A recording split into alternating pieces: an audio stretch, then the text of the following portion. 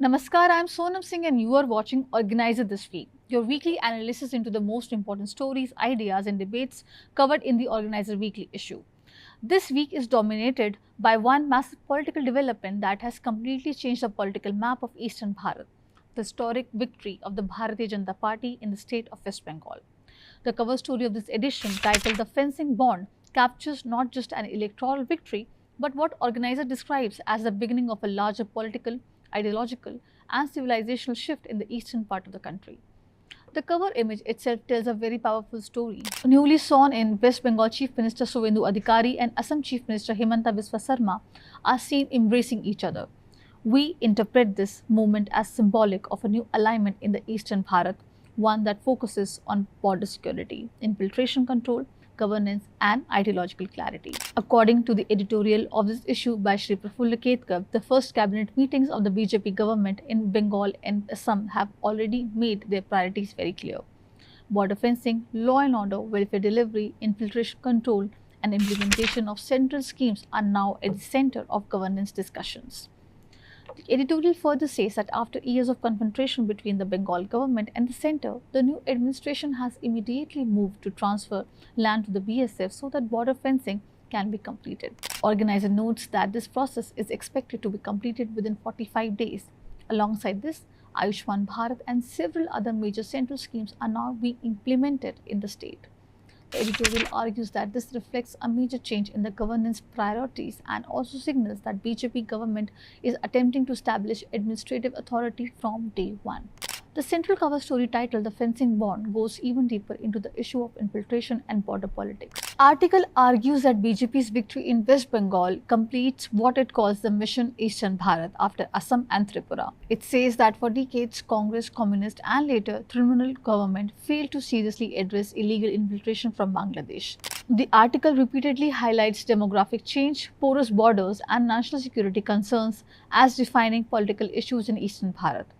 According to organizer, this is not merely a political issue but a larger civilizational challenge linked to the preservation of Bharat's culture and demographic integrity. One of the most detailed analytical pieces in the issue is written by Professor Shiladitya Chakrabarti. The article written by him describes the 2026 Bengal elections results as a watershed moment in the political history of the state. According to this article, BJP's victory is not simply anti-incumbency but reflects a demand for governance, development and law and order after years of syndicate politics and political violence. The article spends considerable time discussing the Indo-Bangladesh border and explains how large stretches remain unfenced because of the political disputes, administrative delays and lack of cooperation from the previous governments. The article also revisits the promises made by the BJP during the election campaign. These include faster border fencing, stronger coordination with the BSF, implementation of the Citizenship Amendment Act, crackdown on cattle smuggling and illegal infiltration, purification of voter rolls, and stricter identification mechanism for the illegal immigrants. BJP government now faces the challenge of converting electoral promises into administrative reality. The article also warns that electoral victories alone do not guarantee long-term trust in Bengal. According to the author, only effective governance, economic growth, and respect for Bengal's cultural legacy can sustain political support in the long run. Another important section in this issue focuses on the immediate decisions taken by the new Bengal government. Organizer in this issue present these as a sign that rule of law is finally returning to the state. Among the key decisions made by the Suvendu Adhikari-led government mentioned are the launch of Ayushman Bharat scheme, review of post-poll violence cases, the action against illegal toll gates, strengthening the BSF powers, implementation of central welfare schemes, crackdown on cattle smuggling network, and ending the political appointments made during the TMC regime.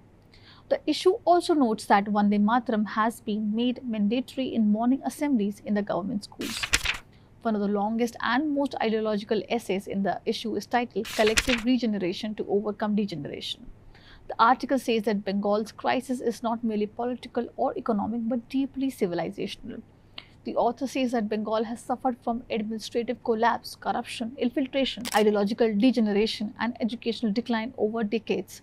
According to the piece, the BJP government must now convert its electoral mandate into a larger movement of social and civilizational reconstruction. The article repeatedly emphasizes restoring law and order, fast track justice in major crimes, reclaiming demographic integrity, economic reinstitution, and rebuilding Bengal's education system. Another major article titled Governance with Courage and Conviction takes a historical view of Bengal's decline. The piece traces Bengal's journey from being one of the intellectual and industrial centers of Bharat to what it describes as decades of stagnation and decline.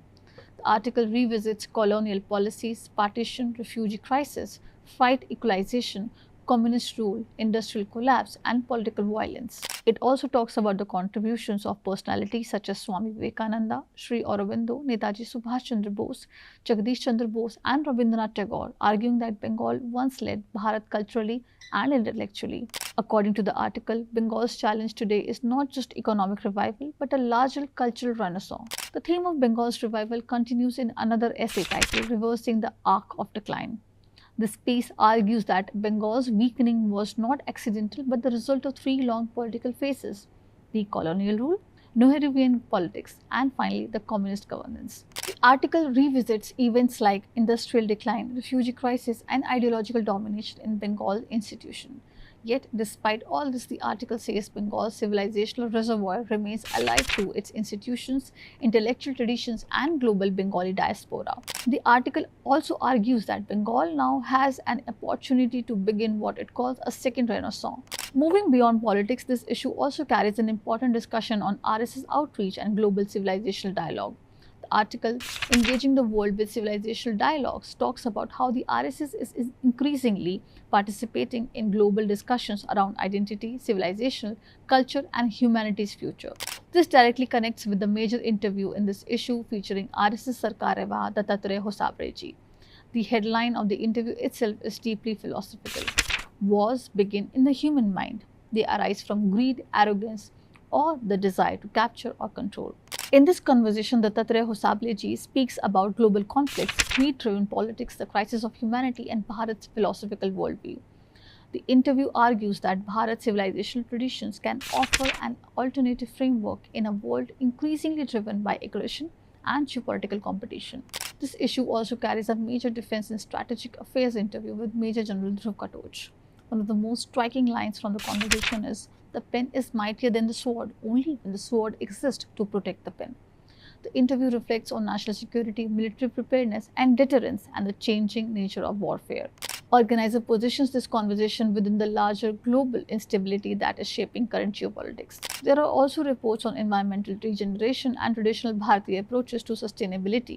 The article, Bringing Forests and Cities Together, discusses ecological balance and urban environmental planning, while Beat the Heat Bharatiya Way looks at traditional Indian practices for coping with extreme weather conditions. Overall, this edition of Organizer not merely is covering the election results, it is attempting to frame the Bengal verdict as a turning point in the political and civilizational history of Eastern Bharat. Throughout this issue, certain themes repeatedly emerge: governance, border security, demographic change, ideological confidence, civilizational identity, and national security.